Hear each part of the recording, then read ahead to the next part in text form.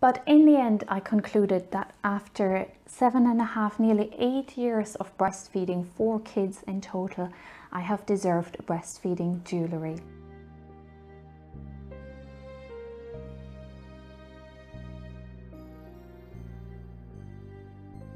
Hi parents! I did a lot of toing and froing whether to treat myself to a breastfeeding keepsake in the form of a breastfeeding jewellery, as I really do have my online breastfeeding class in which I have somewhat eternalized my own breastfeeding journey.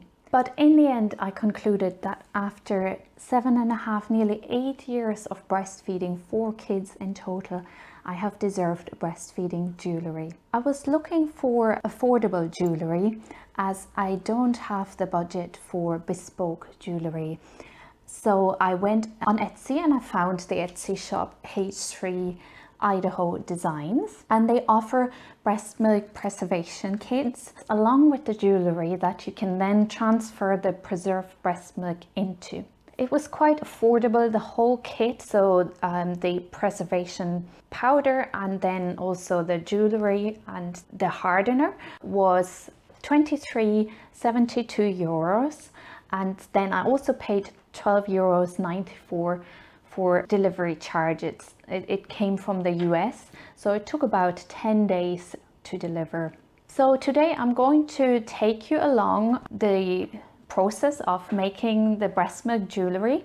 You need to make it in 2 stages because you will have to preserve the breast milk with the breast milk powder first and then let that dry and settle for at least 24 hours, and then the second step is when you're transferring it into the jewellery. I went for a little transparent bead that is then attached to a necklace, a chain.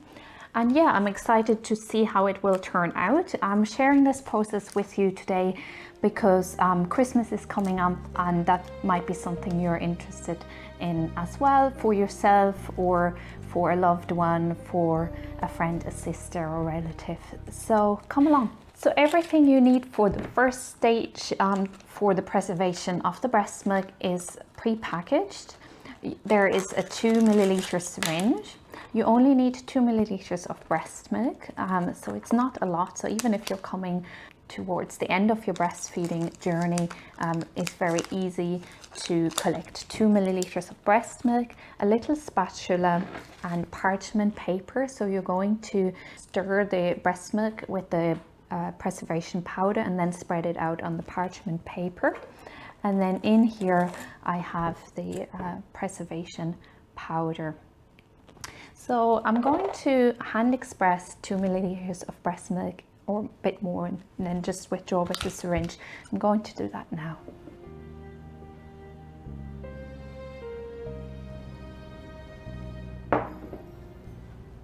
So it should be exactly 2 milliliters of breast milk. I think I just need a tiny bit more. So there's exactly 2 milliliters of breast milk. Right, so then the instructions say to empty the whole bag of preservation powder into the little dish.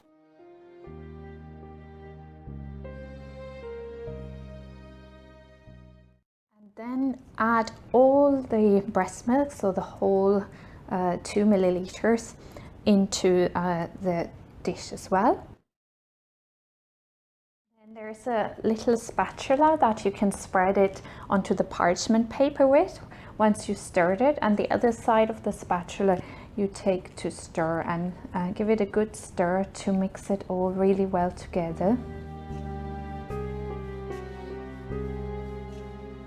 Be well incorporated now. It's quite sticky, almost feels like you need more breast milk, but I just follow the instructions and stick with the 2 mils. I just have to keep stirring.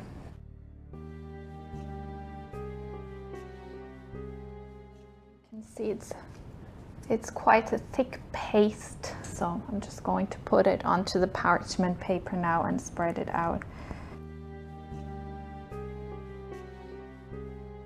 quite sticky.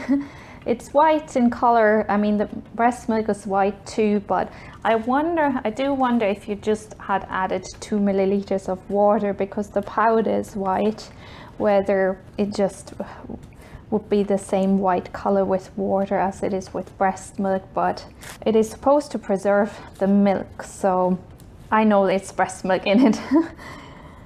So that's what it's all about. Yeah, so I've spread out the whole paste on the parchment paper, and I will let it dry at room temperature for 24 hours. You're not supposed to heat it up or put it in the fridge, just at room temperature. And afterwards you are meant to rub it between your fingers to work it into a preserved breast milk powder. And so yeah, I will see you again in 1 to 2 days. So here I am again, and the powder mixture has dried out nicely. I find that it is actually easier breaking the dried milk off the parchment paper and working it into a fine powder with a rolling pin, rather than rubbing it between my fingers.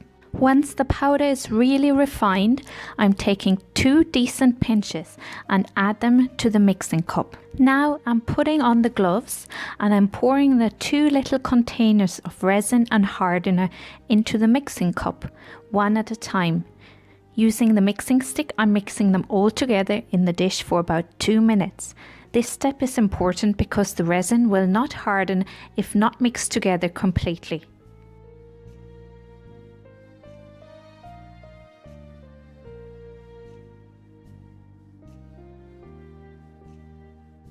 Next, I'm using the dropper to suck up the resin mixture from the cup and squeeze it into the glass bottle.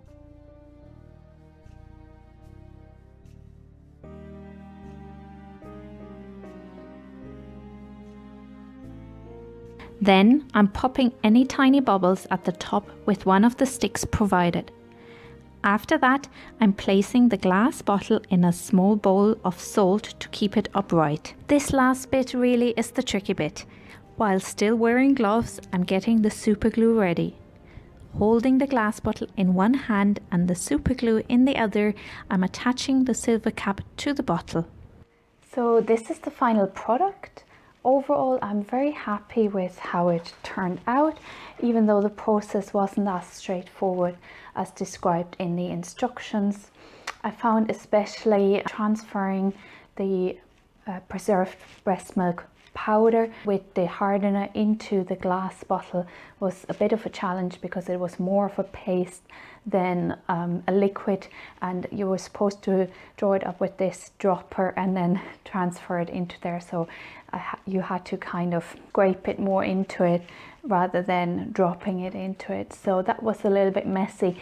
Equally, I found that the gloves, they were too big for me, so I had to get my own gloves, because otherwise the super glue would have stuck onto the gloves. But overall, I'm very happy, very pleased with how it turned out, and I hope it's going to last me for a very long time. Maybe it can even be an heirloom and I can pass it on to my son, because it is filled with the breast milk that was provided for him. So yeah, it's very special, it's very sentimental, and I think it's quite pretty as well. It has to hang now for 7 hours or sit in the salt, but I'm not going to put it back in the salt here, because just until everything is dry, I don't want any salt sticking onto the outside now. And after that, I'll probably give it a clean with some nail varnish remover, just the outside, to make sure it's all nice and clean. Yeah.